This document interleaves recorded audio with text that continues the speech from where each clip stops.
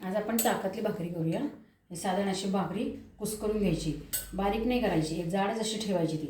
आता त्याच्यामध्ये मी कोथिंबीर घालणार आहे, भरपूर घालायची कोथिंबीर घालून घ्यायची। थोडीशी साखर थोडीशी घालायची। एखादी भाजी जर राहिली असली तर ती पण घातली तरी चालते, म्हणजे थोडीशीच राहिलेली भाजी म्हणून मी त्याच्यात घालून घेते अशी।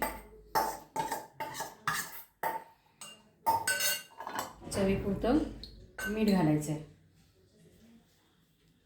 आणि फोडणी मी गार करून ठेवली, याच्यात मिरच्या आणि फोडणी केलेली आहे ती ओतून घेते आता।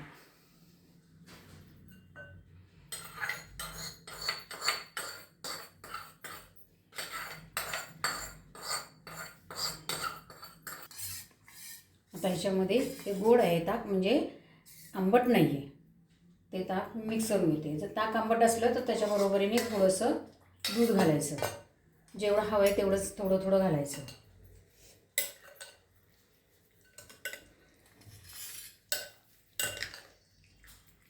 आता ह्याच्यात अजून ताक हवं आहे, त्यामुळे आपण ताक घालून घेऊ याच्यामध्ये, कारण ते पातळ नाही झालेलं।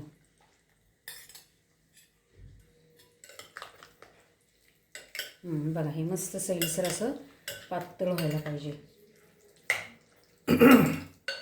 ही झाली आपली ताकातली भाकरी। दाणे घालायचे, वाटल्यास तर थोडासा कांदा घालायचा, पण सकाळी एवढं कांदा आंबट खाणं हे जरा किंवा संध्याकाळी खाणं नाही सूट होत, म्हणून मच्यात मी कांदा घातलेला नाही, पण दुपारी वगैरे खाताना कांदा घालायचा। आत्ता शेंगदाणे घालायचे।